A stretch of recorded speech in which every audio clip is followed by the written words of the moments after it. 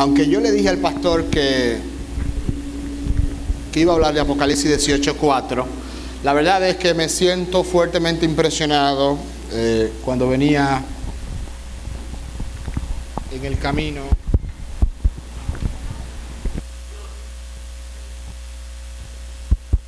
Cuando venía en el camino, me sentía fuertemente impresionado a hablarles sobre Daniel. Y me parece también que como esta... síguelo arreglando, hermano. Como están empezando una serie sobre eventos finales ahora, la verdad es que Apocalipsis, eso de la caída de Babilonia, puede ser un trago amargo al principio, pero es mejor ir con algo más simple. Yo quisiera que hagamos una oración y que luego comencemos. ¿Ustedes creen que si oramos Dios nos escucha? Yo estaba ahí, sentía el Espíritu del Señor cada vez que oraban.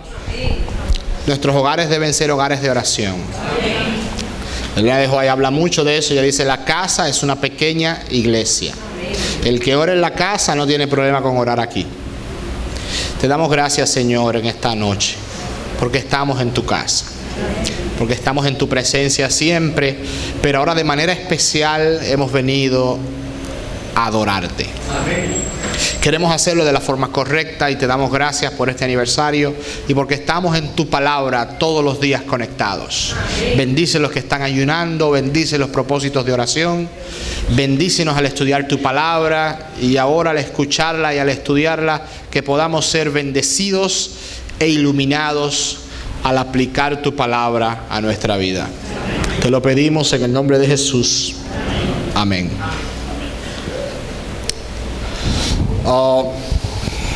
Hace un tiempo un profesor en la universidad me regaló un libro pequeño. Él me dijo que ese libro lo regalaron en el Congreso Mundial.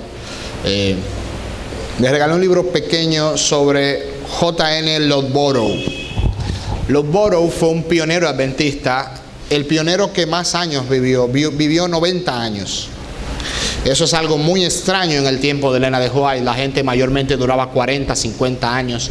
Los más afortunados duraban 60. En una época cuando una gripe simplemente podía matar a una persona, un resfriado era suficiente para matar a una persona, porque no habían antibióticos, ya usted sabe, el frío era muy difícil, la vida era muy diferente ahora.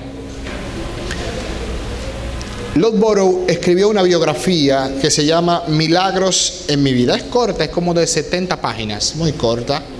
Y él ahí habla de su vida, de cómo él conoció a los hermanos, a los esposos White, cómo él andaba con ellos. Incluso se muestra su desánimo. Un momento él se desanimó y se fue de la iglesia, dejó de ser pastor y Elena de White fue a buscarlo. Muy lindo todo. Mientras iba leyendo la biografía, se sentía mucho, yo creo que ese libro, voy a decir a la gente de Apia, yo creo que ese libro deberíamos tenerlo todos los adventistas acá en Dominicana, porque él te muestra que cuando tú te involucras en la predicación, ocurren milagros, porque la presencia de Dios va contigo. Amén. Se abren puertas, él recibía dinero, sanaba gente, testimonios maravillosos del poder de Dios en sus vidas. Incluso Elena de White se apreció varias veces, Elena de White diciéndole cosas a personas, a veces predicando, a veces sentados, donde Elena de White le decía su vida a las personas, cosas que estaban haciendo a lo oculto. Y es algo terrible ver la experiencia del don profético funcionando en la iglesia. Eso me motivó a leer entonces los testimonios para la iglesia. De hecho, los mismos editores y fideicomisarios de los escritos de Elena de White dicen que lo mejor que Elena de White escribió son los testimonios para la iglesia. Y que ahí es donde se puede apreciar mejor la verdadera función del don profético. El don profético tiene como función animar, consolar, reprender, guiar al pueblo de Dios. El propósito de la profecía es guiar, reprender, animar y consolar, dar esperanza al pueblo de Dios de las cosas que vienen pronto y de las cosas que están pasando en la actualidad. Por eso, como este es el primero de, yo me imagino, una semana de temas, me imagino que alguien vendrá a hablar de Babilonia. Yo quiero concentrarme en hacer una introducción enfocados en el libro de Daniel y su espiritualidad. Puesto que profecía no es solo si el mundo... O sea, y yo como que he desarrollado por mi lectura de Daniel una perspectiva de la profecía como algo no solo del futuro, sino como algo para mantener nuestra espiritualidad en el ahora. Mucha gente se enfoca en la profecía de diversas formas. Hay gente que se enfoca en la profecía en lo que está haciendo el Papa. Hay para gente que eso es profecía, lo que hace el Papa. Hoy fue a mi oficina uno a decirme, ¿viste lo que hizo el Papa? Que se unió con un qué sé yo qué de Rusia. Digo, y por eso, digo yo en mi mente, no se lo dije a él. Digo yo en mi mente, y ya eso es suficiente para tú armar un cuadro, armar un muñeco de que hay un ecumenismo y de que el Papa está convirtiendo a la gente porque se reunió con uno. No quiero ser escéptico, pero usted me está entendiendo lo que yo le estoy queriendo decir. O sea, no todo lo que hace el Papa es una profecía. No todo lo que hace Obama es una profecía. No cualquier cosa que dice Donald Trump es una profecía. La profecía nunca fue dada por voluntad humana. Los santos hombres de Dios hablaron inspirados. Y el propósito de la Biblia, tú vas a la Biblia y tú no ves a los apóstoles, tú no ves a los profetas asustando a la gente. Tú ves a los apóstoles, a los hombres de Dios, transmitiendo un mensaje de Dios. Para mantener la espiritualidad, para revelar algún pecado, para animar, para mostrar la voluntad de Dios, para explicar el castigo de Dios a una persona. Ese es el propósito de la profecía. Pero de alguna manera desde el 80 para acá, los adventistas estamos luchando con muchas cosas que no son bíblicas. Y hay gente que... Hay un teólogo que yo estoy leyendo recientemente, se llama Karl Barth. Él no es adventista, pero es una experiencia bien interesante leerlo a él. Y él decía que la Biblia no es para leerla con el periódico, pero hay que proclamarla con el periódico en la mano. ¿Se entiende la idea? La Biblia no se puede leer ¿con qué? Pero hay que proclamarla, hay que predicar la Biblia con el periódico en la mano. Usted debe saber lo que está pasando, pero eso no debe gobernar su predicación. Su predicación la debe gobernar el Espíritu Santo y el mensaje de Dios para su iglesia y para la gente que Dios quiere hablar con ellos. No sé si hay gente que entiende la diferencia de esas dos cosas. La profecía no es una voluntad, no es lo que yo quiero decir, no es lo que me parece. Yo vi una noticia, ya esto es profecía. No, eso no es así. Tenemos muchos años creyendo que hay algo que es profecía, que no lo es. Y por eso yo quería decir estas cosas acá. Y como solamente voy a venir una vez, las voy a decir. En estos 50 ¿y cuántos son? 57 días. El Espíritu de Dios va a estar con ustedes. Vamos a Isaías 39, porque el trasfondo de Daniel es un trasfondo de una desobediencia.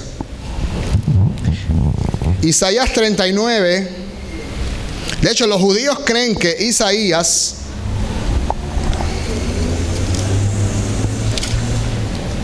y el rey Ezequías eran familiares de Daniel. Isaías 39. Ustedes recuerdan la historia de Ezequías, ¿no? Dios lo sanó, le dio 15 años más, ¿sí o no?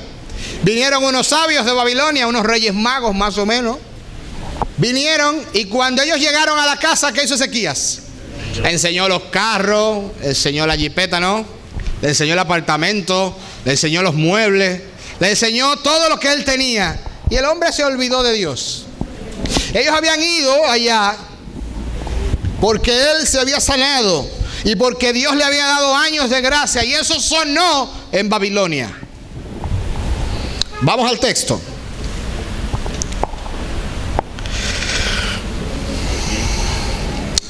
Verso 3, 39:3, ¿lo tiene? Entonces el profeta Isaías vino al rey Ezequías y le dijo: ¿qué dicen estos hombres y de dónde han venido a ti? Ezequías respondió, de tierra muy lejana han venido, de Babilonia.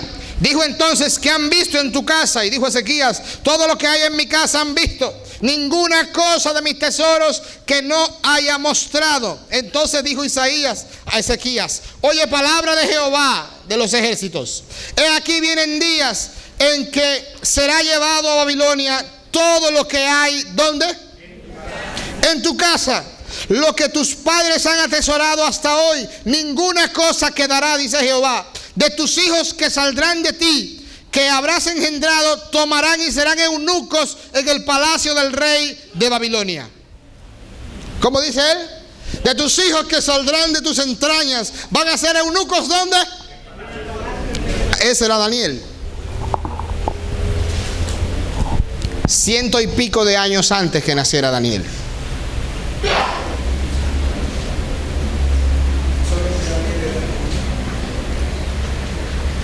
No tenemos evidencia a favor ni en contra de si era o no eunuco, pero estaba en el palacio del rey. Y la tradición era que los que estaban ahí eran eunucos, pero no tenemos un texto que nos lo diga.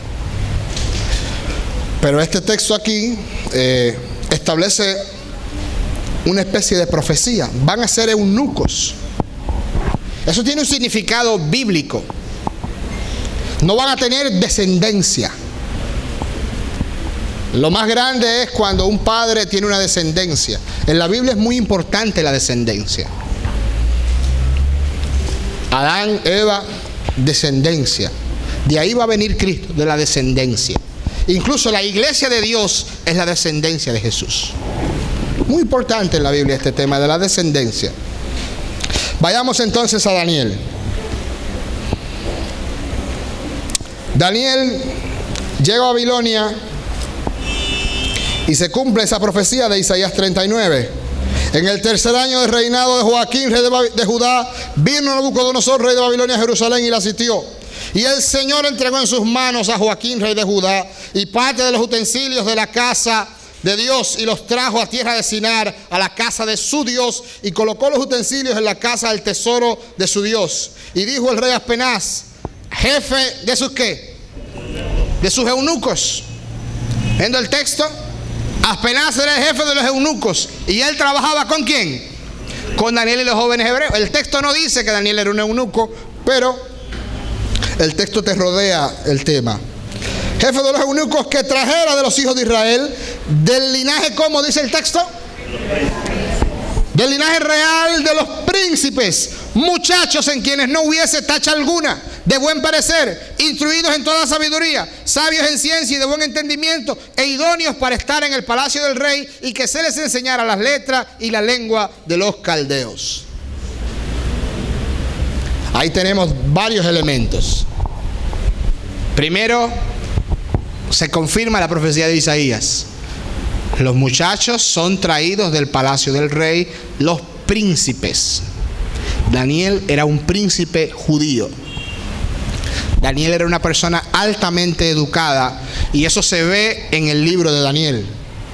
Daniel era una persona que conocía al menos 4 o 5 idiomas. Daniel es uno de los pocos libros de la Biblia bilingüe. Pero aparte de eso, en el capítulo 3 de Daniel hay varias palabras griegas. Y en el capítulo 6 de Daniel hay varias palabras persas.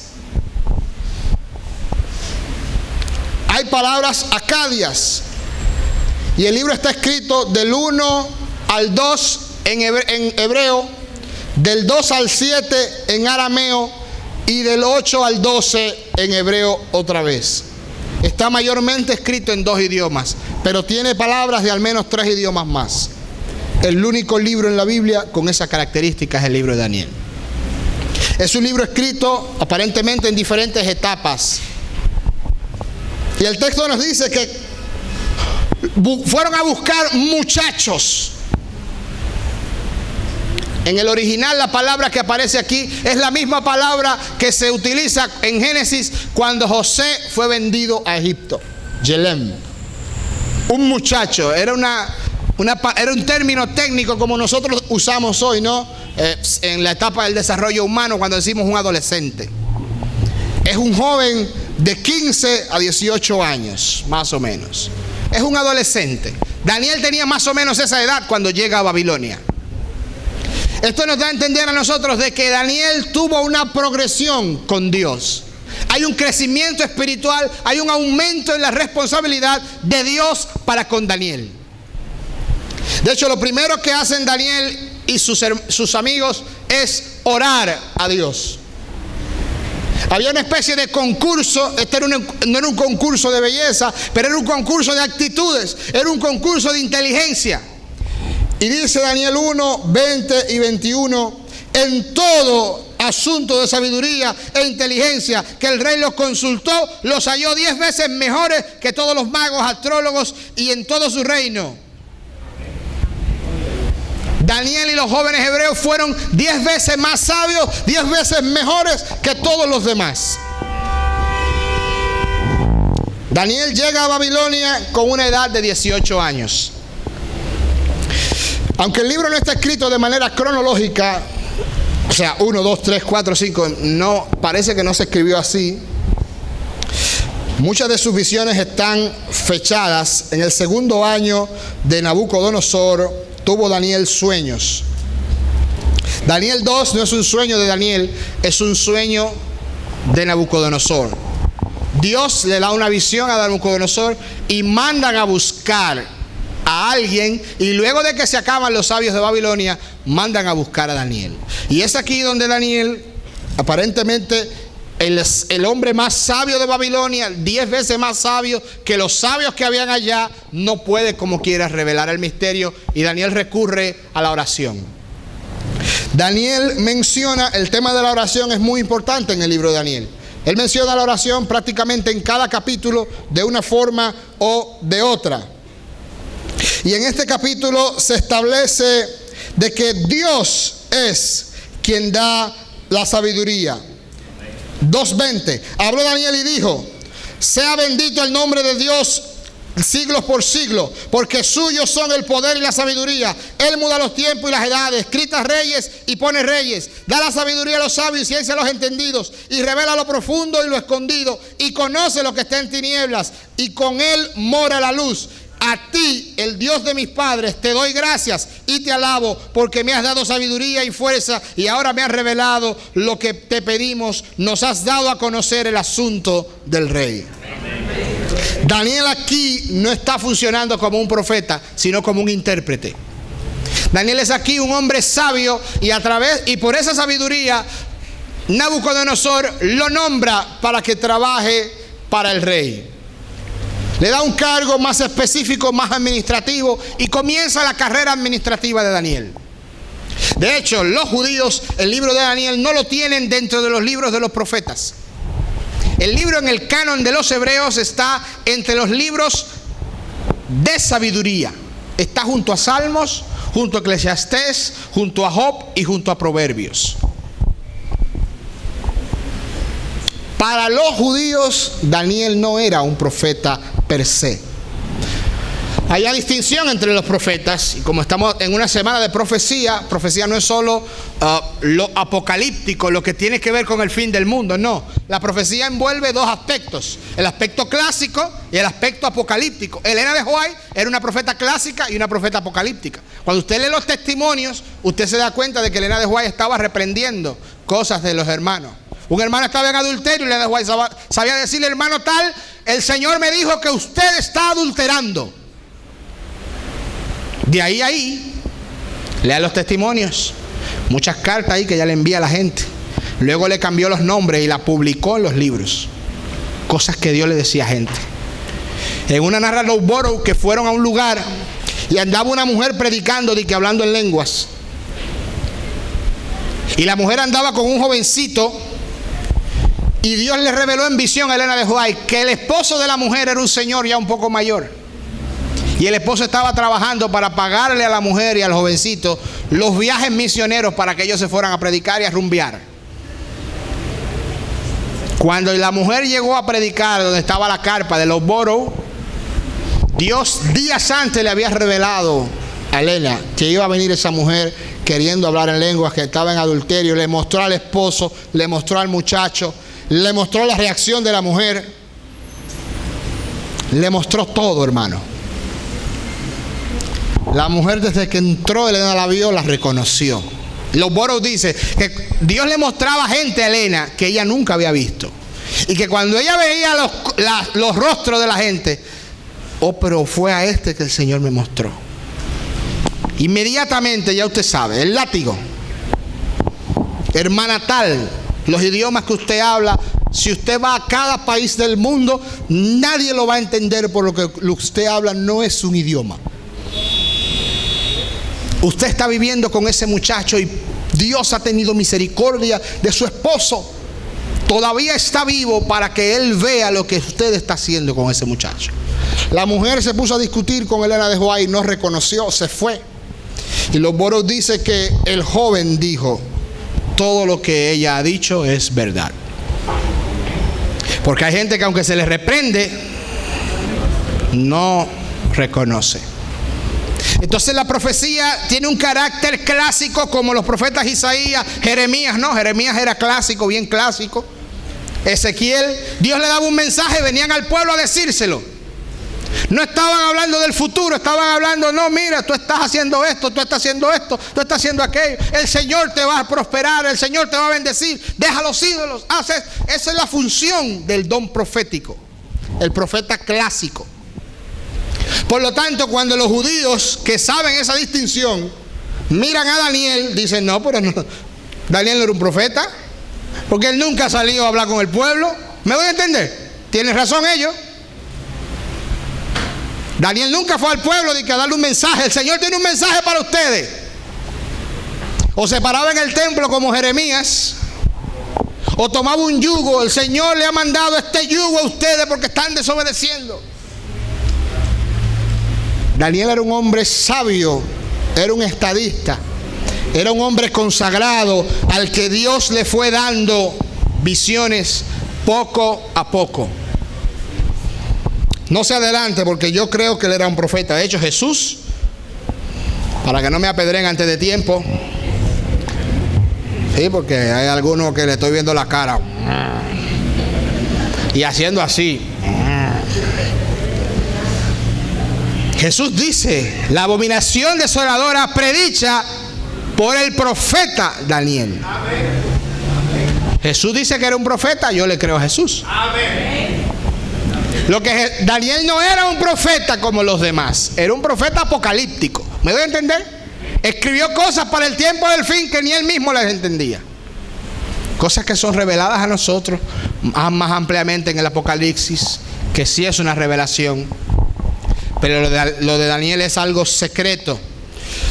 ¿Qué pasa? Se parece esto a las parábolas. El mensaje de las parábolas no era entendido por todo el mundo, era entendido por personas altamente espirituales.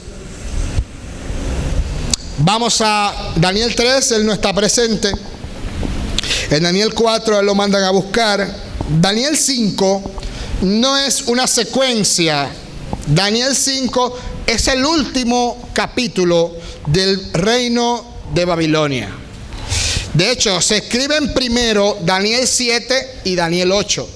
Luego va Daniel 5 y luego va Daniel 6. ¿Me doy a entender? Luego de Daniel 6 va Daniel 9. Ahí, por las fechas, esto es por las fechas que uno lo dice. Daniel 7:1, vaya conmigo. En el primer año de Belsasar, rey de Babilonia, tuvo Daniel un sueño y visiones de su cabeza mientras estaba en su lecho. Luego escribió el sueño y relató lo principal de ¿qué? Es aquí en Daniel 7 donde Daniel se convierte en un profeta de Dios, no clásico, sino apocalíptico.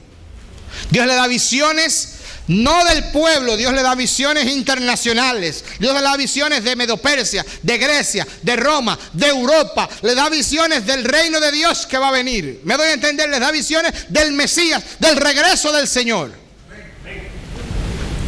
Su ministerio no era local, era un ministerio internacional, porque eran profecías internacionales que sobrepasaban las fronteras de Judá y de Israel. De hecho, no existía Judá. Judá no existe desde que ellos caen en la cautividad. Judá no existe en Israel hasta ahorita, en el 1948, que Israel retoma su independencia. ¿Sabían ustedes eso? No existió como nación, siempre fueron vasallos, dominados primariamente mayormente por Roma. No tenían independencia. Y ahora mismo tienen independencia, pero más o menos tú ves que ellos son Estados Unidos. En geopolítica, Estados Unidos, esa es la línea de Estados Unidos, los protege y todo. Daniel 8. En el año tercero del reinado de Belsasar, yo, Daniel, tuve una visión después de aquella que había tenido antes, en el año tercero, 2 años después. ¿Qué pasa aquí? El año primero de Belsasar está fechado en el año 547 antes de Cristo. Vamos a hacer un cálculo. Si Daniel llega a Babilonia con 15, 18 años, en el año 605 antes de Cristo, y en el 545, como estamos de atrás para adelante, ya han pasado ¿cuántos años? 60 años. 60 más 18, ¿cuántos son? 78. Ahí fue que Dios hizo a Daniel profeta. ¿A los cuántos años, hermano? 78 años de edad. Es fácil. Pero Daniel vivió la mayoría de su vida un hombre consagrado. Dios trabaja con su iglesia por etapas. Por eso la iglesia, nosotros creemos en esto. Y salió una estadística mundial que se hizo sobre los dirigentes, y salieron 2 aspectos de preocupación. De que los dirigentes con mucha edad duraban mucho tiempo en los cargos. Salió eso en el mundo entero adventista. Y de que por otro lado estamos teniendo muchos jóvenes que no tenían la experiencia necesaria viniendo a cargos en la iglesia. Entonces es peligroso tú tener gente muy mayor, un poco cerrados en la iglesia dirigiéndola. Y también es malo tener gente con poca experiencia dirigiendo la iglesia del Señor. Debe haber un equilibrio. Gente joven con gente madura. Debe haber un equilibrio. Deben haber mujeres, porque ahora está así. Deben haber mujeres, porque la visión de una mujer siempre es muy importante. El hombre que se lleva a su esposa le va bien. Y en la iglesia las mujeres tienen una arte, Dios las usa de manera poderosa. Dios le dice cosas muy bonitas a ellas. Y a veces es bueno el toque y el tacto de una mujer. Tú ves un hombre, nunca un hombre se preocupa de que por el culto de los niños. Una mujer es la que está en eso. Los niños son el futuro de la iglesia. Una iglesia que no invierte en sus niños muere en 10 años. Entonces es importante eso. ¿Qué pasa? Esto me ha hecho reflexionar mucho a mí. ¿Por qué Dios no le dio a Daniel una visión antes? ¿Por qué duró tanto tiempo? 78 años. Daniel murió 10 años después. A los 88 años murió Daniel en Susa, la capital de Persia. Fue uno de los antiguos profetas que más vivió Daniel. Luego tú tienes a Daniel 5. Daniel 5 habla de la caída de Babilonia de forma histórica. Es el único capítulo en la Biblia que nos muestra la caída de Babilonia de una manera histórica. Muestra cómo Belsasar estaba en un banquete. Se muestra una conexión incluso con Daniel 1. Estaba utilizando idolatría con los vasos del Señor en un aniversario. De hecho, Daniel 5 está conectado con Daniel 9, porque se estaban cumpliendo los 70 años y Belsasar lo sabía, que se estaban cumpliendo los 70 años que Dios había dicho, la profecía de los 70 años que dijo Jeremías en el capítulo 25, el pueblo va a durar 70 años allá. Belsasar sabía que se estaban cumpliendo los 70 años y estaba haciendo una fiesta burlándose de Dios, porque Dios no estaba haciendo los preparativos para buscar a su pueblo. Esto es un panorama proléptico del tiempo del fin. Ahora uno ve, hay mucho poder, Estados Unidos, el Papa, que la geopolítica, que en la internet, estamos cogidos los celulares, rastreados por todos lados las cámaras, pero no importa, porque Dios protege a su pueblo. Y Dios levanta un pueblo de donde no hay nada, Dios lo levanta. Dios protege un pueblo rodeado con todos los satélites, con la tecnología. Va a esconder a su pueblo. Por eso usted no tiene que tener miedo. Yo de eso no hablo. De que del Papa, del satélite, que el teléfono, eso no me importa a mí. Consagrado en el Señor. Eso es lo que usted domina. Lo único que usted va a hacer, ¿le va a dar un infarto? Yo cuando veo algo del Papa, yo quito el internet. ¿Y para qué? ¿Para qué? Vamos a ver a Jesús. Jesús, ese sí está haciendo algo por mí. Ese sí me está ayudando. Me puede hacer lo que Él quiera. A tu diestra, Saúl, recuérdense. La angustia de Jacob. Jacob perseguido, rodeado, nadie lo veía. Porque estaba Dios protegiéndolo. Pero este pueblo se olvida de las cosas. Daniel 6. Por último, Daniel 9, no, Daniel 9. ¿Cuál es la solución al exilio? En Daniel 9 hay un cambio, ¿no? Hay un cambio. El exilio es espiritualizado. Lo que muestra que para Dios lo importante no es sacarte de aquí. Para Dios lo importante es salvarte. O sea, amén, debió romper eso ahí. Lo voy a decir otra vez. Yo no sé si están entendiéndome. Vamos a leer Daniel 9, 24 al 27. Eran 70 semanas, el pueblo no obedeció y Dios manda otro mensaje a través del ángel. Daniel estaba preocupado en Daniel 9. En el primer año de Darío, hijo de Asuero, de la nación de los Medos, vino al rey, que vino a ser rey sobre los caldeos. El primer año de su reinado, yo, Daniel, miré atentamente los libros, el número de los años que habló Jehová por medio del profeta Jeremías, en los que se habían de cumplirse las desolaciones de Jerusalén, 70 años. Volví mi rostro a Dios buscándolo en oración, en ruego, en ayuno, en ropa de áspera y con ceniza, y oré a Jehová mi Dios e hice confesión. ¿Sí o no? Se estaban por cumplir los 70 años. Esto va en conexión con Daniel 5. Belsasar lo sabía Daniel. Están pasando los 70 años y no ha pasado nada. Dios manda una profecía como respuesta. 70 semanas están determinadas sobre tu pueblo, sobre tu santa ciudad, dice el 24.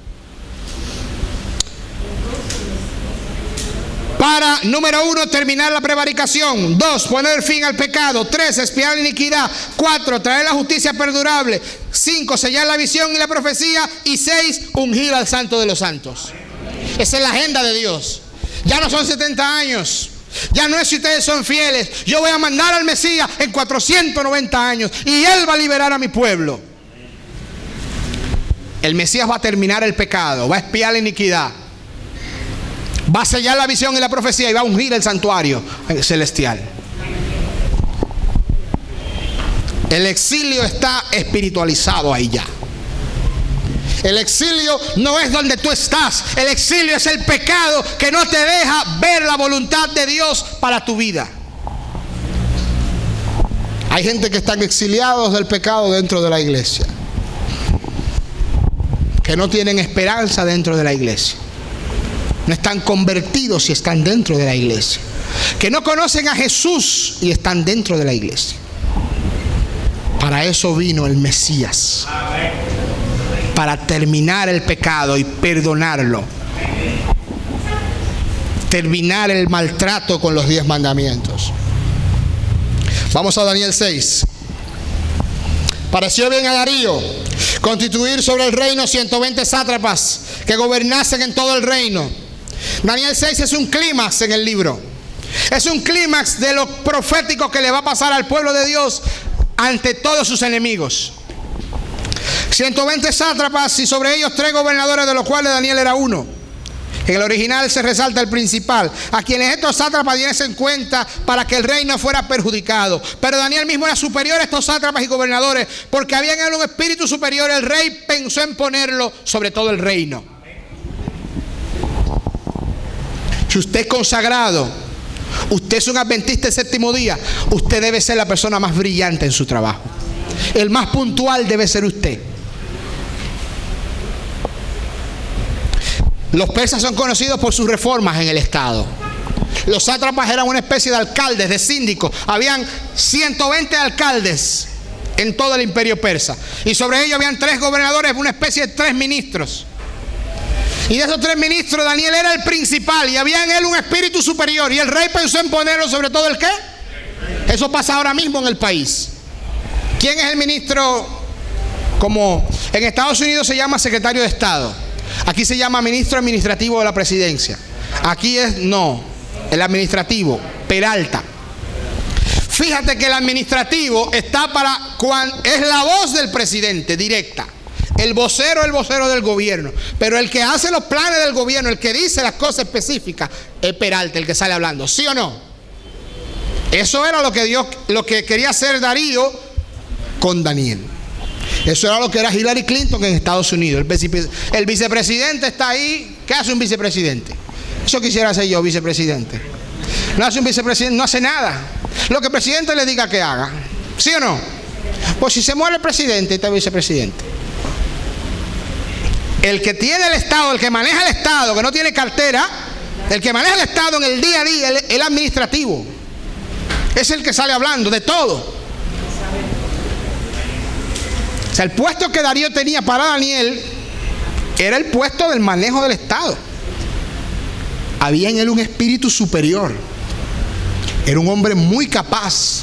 Era un hombre consagrado que ponía a Dios primero. No nos podemos dormir. Hay gente que se esconde detrás de la espiritualidad. No, yo soy consagrado, pero yo no estudio la Biblia. Yo soy consagrado, pero yo no cumplo la misión. Yo soy consagrado, y son gente que todo lo espiritualizan. Daniel nos muestra que no. El consagrado debe ser espiritual, debe ser equilibrado, debe ser trabajador, debe ser capaz, debe tener el Espíritu de Dios. Y dice la Biblia que estos hombres fueron donde el rey. Dice el versículo 5: no hallaremos contra este Daniel motivo alguno para acusarlo si no lo hallamos con relación a la ley de su Dios. Y entonces estos hombres fueron a Darío y le dijeron: todos los gobernadores y magistrados del reino y sátrapas han acordado de que por consejo promulgues un edicto real y los confirme, ordenando que cualquiera que en el espacio de 30 días demande petición o a cualquier dios u hombre fuera de ti sea echado en el foso de los leones. Ahora pues, oh rey, confirme el edicto y fírmalo para que no pueda ser revocado conforme a la ley de Media y Persia, que no puede ser abrogada. Dice el versículo 9 que lo firmó. Y dice el versículo 10, ¿qué dice? Este es un texto muy interesante, con una construcción bien interesante. Cuando Daniel supo que el edicto había sido firmado, entró a su casa. Y abiertas las ventanas de su habitación que daban a Jerusalén, se arrodillaba ¿cuántas veces al día? 3 veces al día.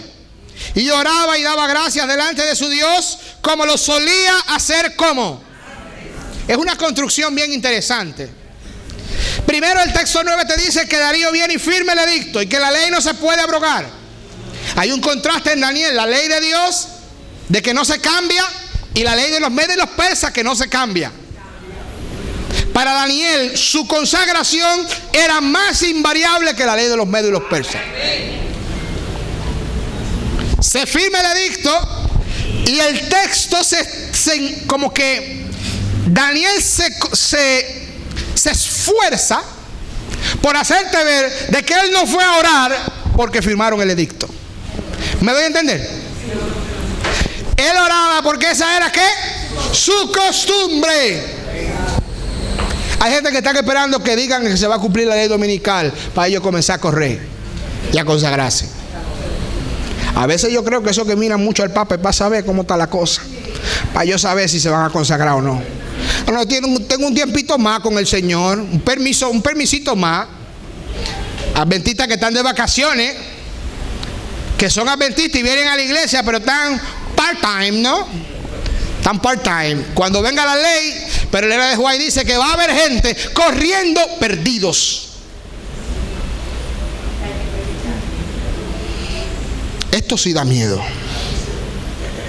Corriendo perdidos.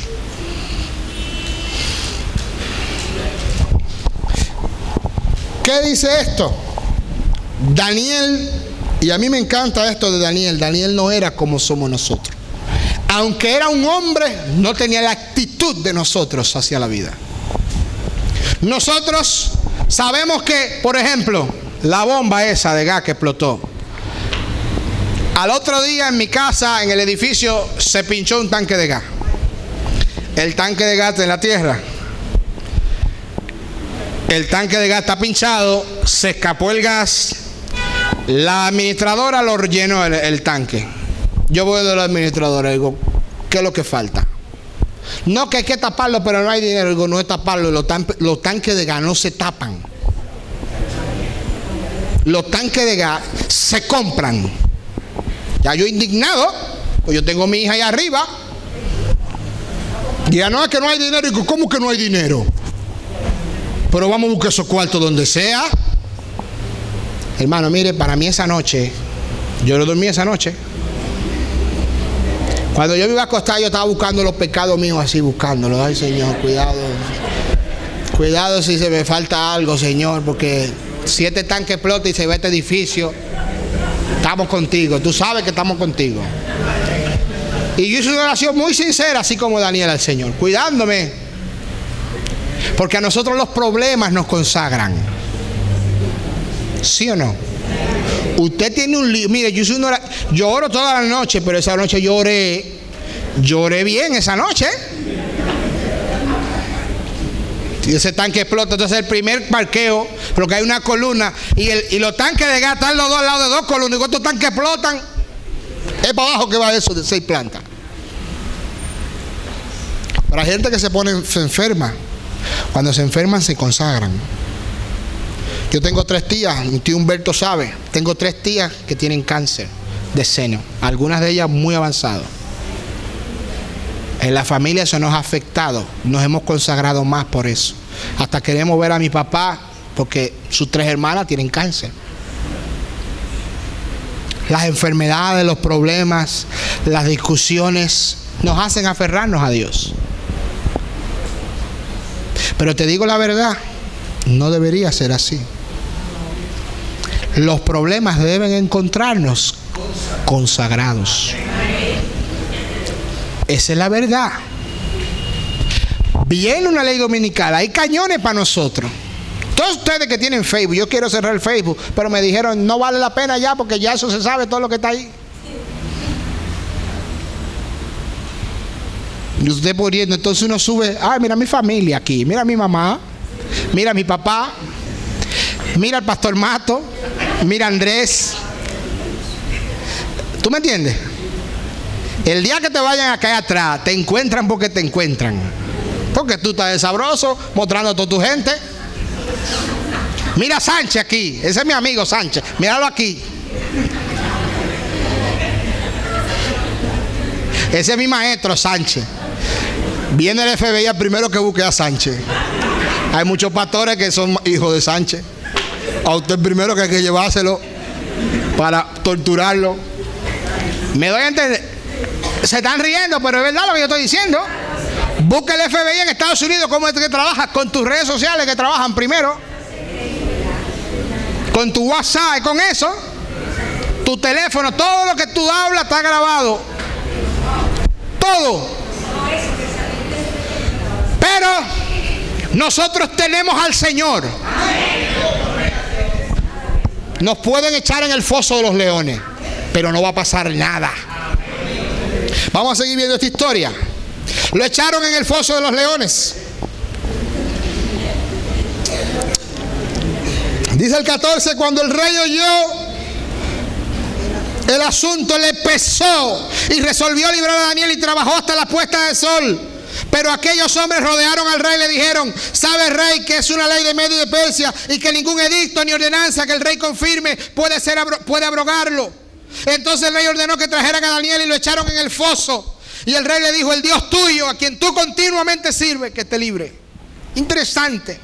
Como el texto dice, el Dios tuyo, a quien tú sirves, ¿cómo? A veces, al que tú sirves los sábados, al que tú sirves cuando da un estudio bíblico, al que tú sirves cuando no viene a la iglesia con Biblia, continuamente, que Él te libre. Seguimos leyendo el texto. Trajeron una piedra y la pusieron sobre la puerta del foso, la cual el rey selló con su anillo. Dice el texto, el verso 18, luego el rey se fue a su palacio y se acostó en ayunas, y no trajeron a él instrumentos de música y se le fue el sueño. Esto a mí me causa como un poquito de humor. Daniel era un hombre consagrado, era un hombre capaz, pero se llevaba bien con el jefe. El jefe no siempre tiene la razón, pero siempre es el jefe. Siempre tiene la razón el jefe. Daniel era amigo del jefe, ¿sí o no? Usted ha visto a su jefe de que dejando de dormir y que por usted no llegó temprano. Al jefe no le importa lo que usted tiene. No, al jefe lo que le importa es que usted llegó tarde. ¿Sí o no? Este jefe, ¿qué pasó con este jefe? Se le fue el sueño. Trabajó hasta la puesta de sol para librarlo. Lo rodearon. No, tú tienes que entrarlo. Tú tienes que sellarlo. Lo entró. Bueno, que te libre Dios. Al otro día va en la mañana. Esto me hace aquí tomar inferencias, las cuales pueden ser abiertas o cerradas. Dice el 20, acercándose al foso, llamó a gritos a Daniel con voz triste y le dijo: Daniel, siervo del Dios viviente, el Dios tuyo, a quien tú continuamente sirves. Lo repite, ¿no? ¿Te ha podido librar de los leones? Entonces Daniel le respondió al rey: oh rey, que para siempre vive, mi Dios envió su ángel, el cual cerró la boca de los leones para que no me hiciesen daño, porque ante él fui hallado inocente, y aún delante de ti, oh rey, yo no he hecho nada malo. Los que confían en el Señor, aunque estén en el foso, el Señor los protege. No importa que te rodeen, no importa cómo te tengan, si sirves continuamente al Señor, el Señor te tiene presente. En el libro de Daniel no hay una oración que Dios no le responda a Daniel. No hay una, ¿sí o no? Dios amaba tanto a Daniel que lo hizo profeta. Un heredero al trono, ser profeta. No pasó eso en Israel. ¿Verdad, doctor Andrés? No pasó eso. El único descendiente de los reyes que llega a ser un profeta apocalíptico, el profeta especial, es Daniel. Progresión en la vida. Así que usted lo ponen como diácono, haga su trabajo bien. Haga su trabajo porque Dios lo está preparando, Dios lo está formando. Lo ponen como director de obra misionera, haga su trabajo bien. Lo ponen como anciano, haga su trabajo bien.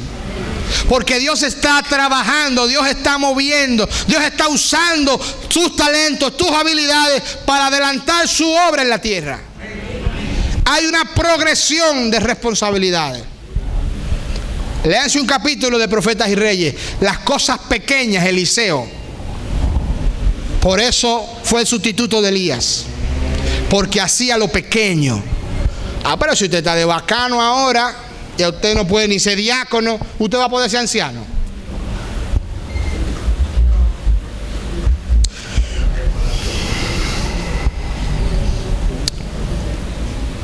Dice el 24, luego 23, se alegró el rey en gran manera a causa de él y mandó a sacar a Daniel del foso, y lo sacaron del foso y ninguna lesión se halló en él, porque había confiado ¿en quién?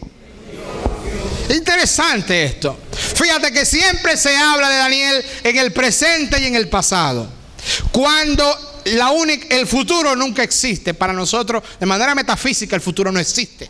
El mañana siempre llega a nosotros como un hoy. ¿Me doy a entender? El mañana nunca llega. El mañana siempre es un ¿qué? Es un hoy.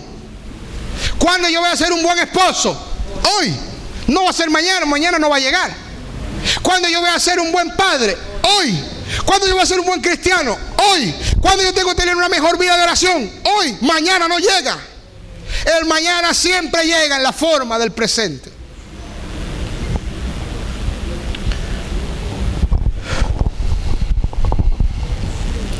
Daniel había confiado ¿en quién? Daniel no era que iba a confiar. Continuamente servía, continuamente oraba. El problema no lo consagraba. había confiado en Dios y la gente lo notaba, que era fiel al Señor, que era espiritual, que tenía la ley de Dios por encima de la ley de los hombres. Ustedes viven aquí en el sureste, ¿no? Algunos trabajan para aquel lado, se tienen que levantar temprano para pasar para aquel lado. Pero tú vienes tarde a la iglesia, que no tiene que pasar ningún puente. ¿Por qué tú no llegas tarde al trabajo? Porque te van a votar. Pero aquí, como Mato no te va a votar, tú llegas tarde. ¿Me doy a entender? Daniel no era como nosotros. Usted le llega rápido a los hombres, pero a Dios, Daniel no. No, primero Dios y luego los hombres. Los apóstoles también pensaban así, ¿sí o no? Es necesario obedecer a Dios antes que a los hombres. Eso es espiritualidad. Eso es espiritualidad. La espiritualidad no es teoría, la espiritualidad es práctica. ¿Qué estás haciendo por Cristo? Dice el texto: luego ordenó el rey que trajeran a aquellos hombres que habían acusado a Daniel, y fueron echados al foso los leones, sus hijos, sus mujeres, y aún no habían llegado al foso cuando los leones se apoderaron de ellos y les quebraron los huesos. Esos leones tenían hambre, hermano. No se habían podido comer a Daniel. Dice el texto, la única carta que está en el libro, ¿no? Una carta 26. De parte mía es promulgada esta ordenanza, dice Darío. Es interesante que en el libro de Daniel, los reyes, cuando se convierten o ven una evidencia sobrenatural de la presencia o la actividad de Dios, hacen una declaración de alabanza o de reconocimiento a Dios, ¿no? Cosa que debe ser imitada por nosotros. Es puesta esta ordenanza que todo el dominio de mi reino, todos teman y tiemblen ante la presencia del Dios. ¿De quién? De Daniel. Porque Él es un Dios viviente, porque permanece por todos los siglos, y su reino no será jamás como. Y su dominio perdurará hasta el fin. Él salva, Él libra y hace señales y maravillas en el cielo y en la tierra. Y Él ha librado a Daniel del poder de los leones. Dios salva porque Dios salvó a Daniel. En un contexto posmoderno, la única forma de tú mostrarle a la gente que hay un Dios es mostrándolo en tu vida. El Dios de Daniel, el Dios que continuamente sirve, al Dios que tú oras, al que la gente te ve practicando los ejercicios espirituales. Es interesante, aquí se añade el aspecto de la percepción. Nosotros con la percepción somos lo hacemos de manera inconsciente. De hecho, la percepción ahora mismo en estos tiempos de campaña, eso es toda la semana, 2 y 3 encuestas. ¿Sí o no? Aunque aquí están aprendiendo, porque en Estados Unidos es por sectores. ¿Qué creen los homosexuales? ¿Qué creen los conservadores? ¿Qué creen los liberales? Las mujeres, los muchachos, los que trabajan, los que no trabajan, los mantenidos, los drogadictos. Todo lo encuestan. Aquí están aprendiendo. ¿Qué creen? Pam, pam, pam, política. Y ya eso le da al político una herramienta sobre cómo él trabajar y qué esperan esos sectores de ellos, ¿sí o no? Pero la percepción en nuestras vidas cotidianas funciona. La gente te ve gordo y la gente cree que tú tienes dinero. La gente te ve flaco y cree que tú estás pasando hambre. ¿Sí o no? Eso es percepción. La gente te ve con buena ropa, un buen vehículo, la gente cree que tú tienes dinero. No sabe que es un lío.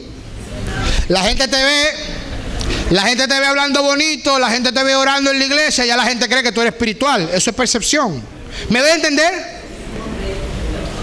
La gente te ve que no fuiste al salón. Hoy fue a mi casa una prima, no le voy a decir cuál fue. Tengo muchas primas. Esa prima no le gusta peinarse. El pastor Moisés Valdés fue a mi casa el otro día y la vio y le dijo: fue un fin de semana Moisés a mi casa, estaba dando una campaña. Y la prima fue y se quedó 2 días allá. Yo dije: bueno, aquí yo voy a gozar. Y el pastor Moisés la vio un día, la vio al otro día. El tercer día no aguantó y le dijo: oye, ¿tú no te peinas? Y yo llego a la casa, está la prima en la casa, yo la quiero muchísimo, ella nos quiere muchísimo. Y le veo el cabello como peinado y digo: oh, fuiste al salón. O sea, la gente tiene esa percepción. Te ve pelú, te mala. No tiene los 150 o los 200 para recortarse. La gente te ve una ropita, la gente sabe, es de reguera, es de boutique, ¿no? A mí no me importa. Pero hay gente que eso le importa. Percepción. La gente te mira los zapatos y se me empuercaron los zapatos. Yo de una vez busco una servilleta y me lo pasé en los zapaticos. Un hombre serio no puede andar con los zapatos sucios. Eso es percepción. El hombre que usted ve y que con los zapatos sucios es un hombre que no es serio. No. El hombre de trabajo tiene que tener los zapatos limpios. Percepción. Ahora, ¿sabías tú que la percepción funciona en lo espiritual también? Darío tenía esa percepción de Daniel, ¿sí o no? Tu Dios te va a librar porque tú lo sirves continuamente. Percepción.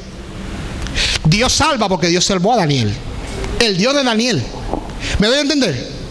Dios se conoce en Osama a través de esta iglesia. No hay otra forma, hermano. Ahí es que tú muestras la espiritualidad tuya. Cuando la gente lo ve en ti, a Dios. Cuando la gente ve tus valores, ve tus principios, cuando ve cómo tú reaccionas, cuando ve tu devoción, cuando ve tu fe. Pero si en el trabajo a ti te relajan, tú tienes que cambiar tu percepción. Porque la gente tiene su percepción de ti. La gente no te lo dice, ¿sí o no? Usted le hiede a una gente, la gente no te lo dice. La gente es muy cuidadosa con la percepción que tiene de uno. Y más ahora con tanta gente educada, ¿sí o no? La gente no te dice lo que cree de ti, ¿sí o no? Es muy raro, pero la gente lo cree. Si usted es cristiano, la gente lo ve. Haga usted algo para que usted vea, oh, pues este no es cristiano. Percepción. Entonces, yo te quiero hacer una invitación en esta noche a que nos consagremos. Es correcto. Este programa es un programa excelente porque así nos consagramos, orando, teniendo motivos de oración. La idea de esto es fijar este hábito en nuestra vida, que nosotros vivamos orando por la obra de Dios, por los ancianos, oremos por su familia para que Dios les ayude, los pastores, los dirigentes de las iglesias, por nuestros niños, por los campos, por los líderes. Nosotros tenemos que tener prácticas espirituales. Prácticas espirituales. Daniel era espiritual, pero eso no vino del cielo. Daniel buscaba a Dios. Amén. Lo buscaba y venía enfermedad, estoy consagrado, que venga.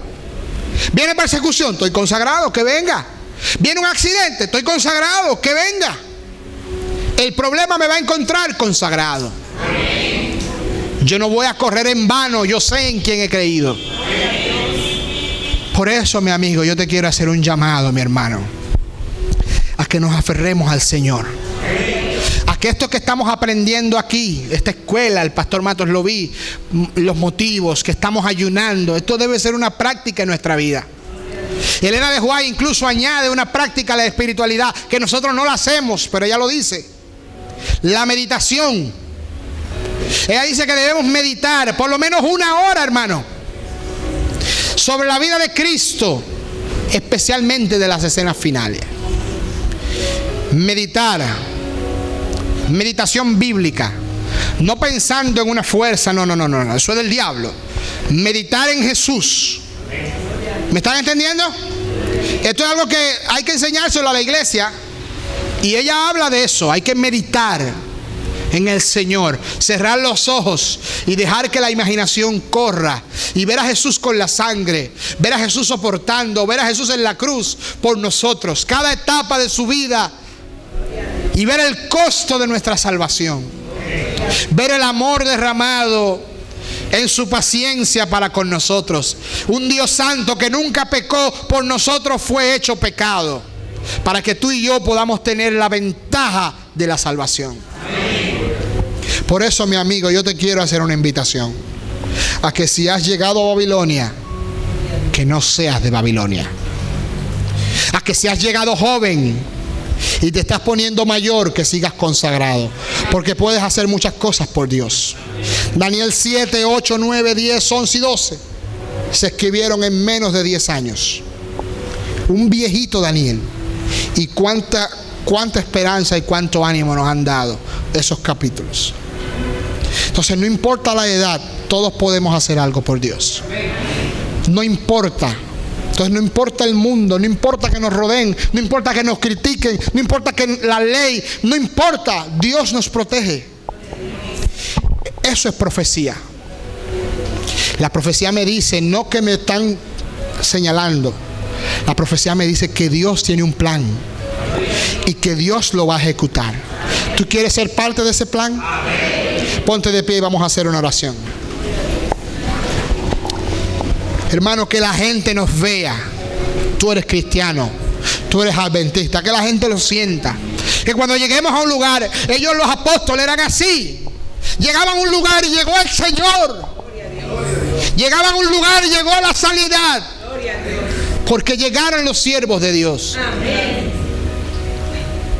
Pero eso llega cuando uno busca al Señor. Eso no llega solo. Eso no es saltar, eso no es brincar. Eso es buscar al Señor. Te damos gracias, Señor, en esta noche, porque nos has ministrado con tu palabra, Señor. Señor, te pedimos perdón, porque muchas veces los problemas nos han acercado a ti. Aunque estamos felices de que nos acercamos a ti en problemas, porque ¿a quién iremos? Pero queremos pedirte, Señor, que nuestra primera obra sea consagrarnos a ti. Que nuestro primer trabajo sea consagrarnos a ti. Que nuestro primer trabajo en el hogar sea cantar tus himnos, alabar, reconocer tu grandeza, enseñar a nuestros hijos tu palabra, guiarlos por el camino y reconocer a través del estudio y pasando tiempo contigo que tú eres nuestro Salvador. Oh Señor, ayúdanos a que cuando los problemas vengan a nosotros nos encuentren consagrados. Aunque nos echen en el horno de fuego, no nos vamos a quemar porque estamos contigo. Aunque caigamos en el foso de los leones, Señor, tu ángel estará ahí porque confiamos en ti. Oh Señor, ayúdanos a ver la vida con los ojos de la fe. Ayúdanos a ver el futuro en el presente. Que podamos ser lo que queremos ser hoy. Que podamos ser mejores padres, mejores hombres, mejores mujeres, mejores jóvenes, mejores dirigentes. Todo lo perfecto que podemos ser, que lo podamos ser hoy para ti. Oh Señor, cuando vemos todo lo que está pasando en el mundo, cuando vemos toda la tecnología, todo lo que está, a veces sentimos miedo. Pero Señor, queremos aferrarnos a ti, porque el que está a tu diestra no será conmovido. Oh Señor, guarda a tu iglesia de Osama. Guárdanos a nosotros, nuestros hogares, y que podamos estar consagrados cada día. Que podamos levantar la bandera de Jesucristo. Y que la gente vea el Dios de Osama. Vea el Dios de los mandamientos. Vea el Dios de la fidelidad. El Dios de la oración. El Dios del poder. El Dios de la sanidad en nuestra vida. Que la gente vea que tú haces señales, que tú salvas, que tú libras y que nos has librado a nosotros y nos has dado nueva vida. Nos vamos de este lugar, Señor, pero nunca de tu presencia. Queriendo imitar a Daniel, Señor, pero sobre todo imitar a Jesucristo. Te lo pedimos todo en el nombre de Jesús. Amén. Dios les bendiga, hermanos.